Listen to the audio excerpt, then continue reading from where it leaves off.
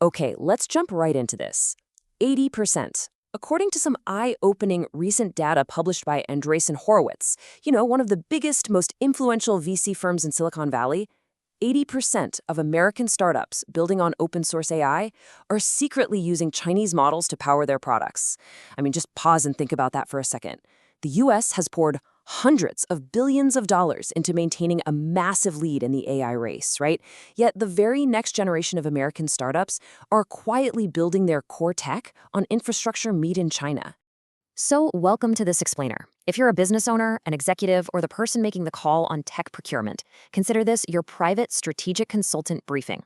We're going to unpack a massive, totally underreported shift happening right now in global AI infrastructure. Listen, the era of just blindly paying premium prices for Western tech giants' AI without even looking at the alternatives is rapidly coming to an end. Today, we're focusing squarely on cost-saving strategies and what this unseen revolution actually means for your company's bottom line. Here is our roadmap for today. First up, the quiet AI migration. 2, a new economic reality. 3, contrasting speed and innovation. 4, following the IPO money. 5, navigating security trade-offs. And we'll wrap up with number 6, your actionable procurement playbook. Let's kick things off with Section 1, the quiet AI migration. The reason you don't see this massive shift plastered all over the front page of the news is because it's entirely buried in back-end infrastructure decisions and corporate pricing spreadsheets. But the reality? The most downloaded AI on the planet right now is not American. It's Alibaba's Qwen, sitting at over 700 million downloads. 700 million! And while a lot of folks in the West have probably never even heard of it, or names like DeepSeek, Kimi, GLM, or Minimax, trust me, the engineers and startup founders definitely have.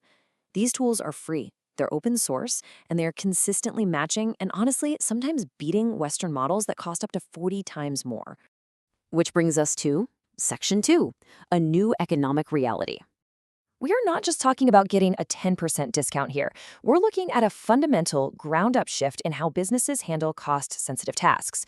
Just look at the sheer scale of the pricing gap on these API costs per 1 million tokens. Claude Opus, that might run you around $15.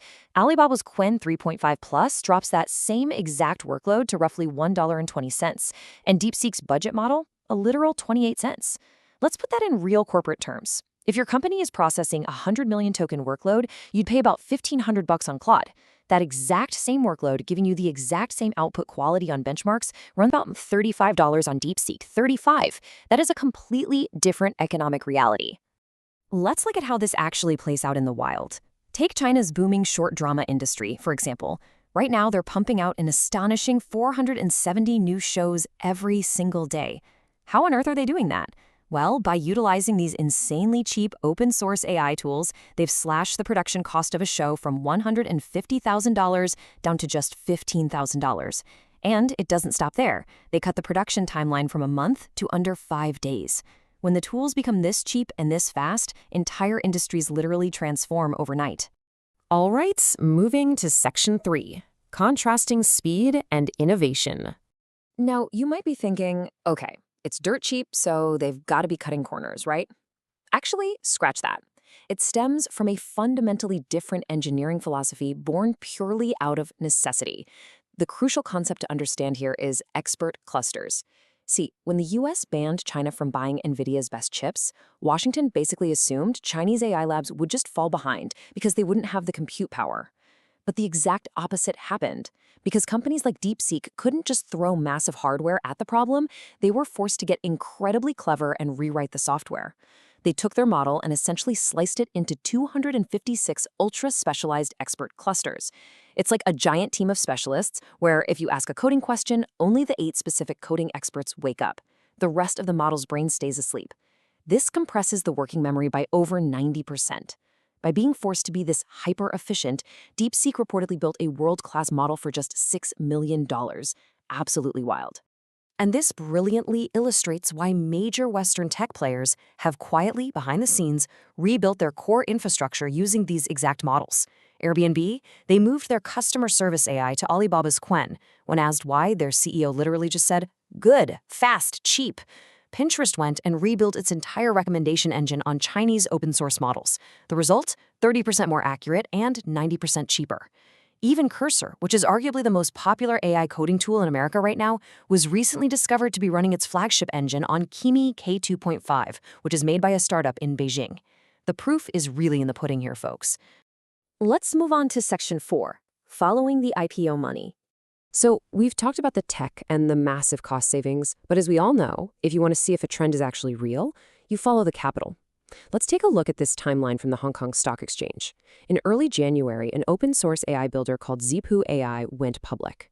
Get this, it was oversubscribed 1,160 times. Within just 43 days, that stock climbed 524%.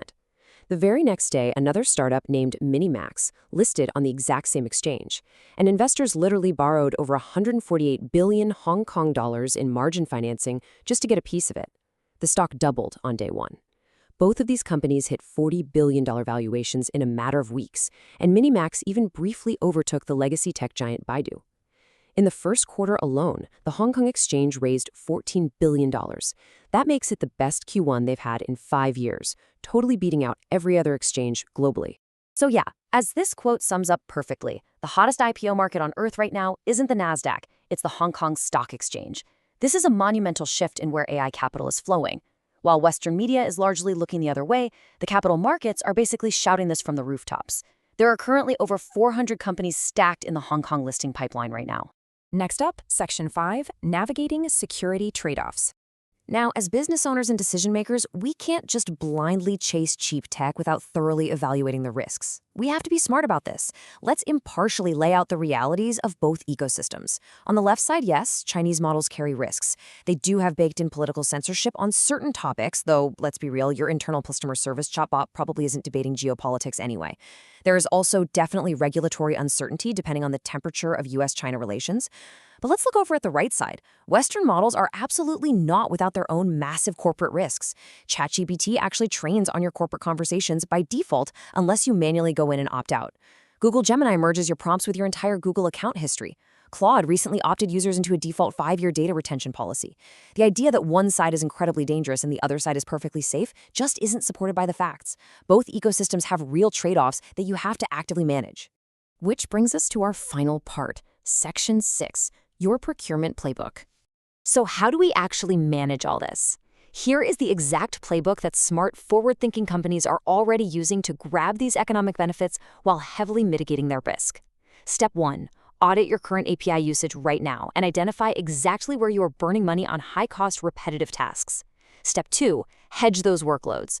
Route those highly repetitive, cost-sensitive tasks over to the cheaper Chinese open-source models.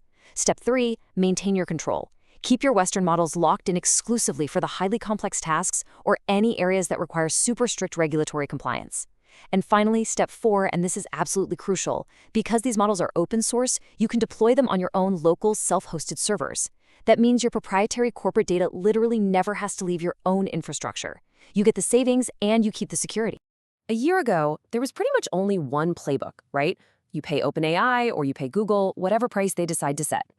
Well, that consensus has aged terribly. The playing field has completely flattened. Look, the US absolutely still has massive capital and incredible frontier labs, no doubt.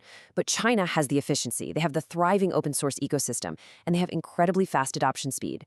The technology that's going to shape the next decade of business is no longer coming from just one country. At the end of the day, as an executive, your responsibility is to leverage the very best tools for the very best price to build your competitive edge.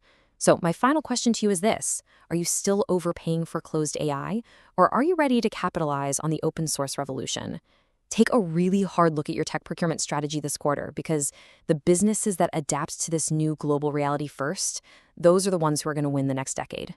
Thanks for joining me on this explainer. See you next time.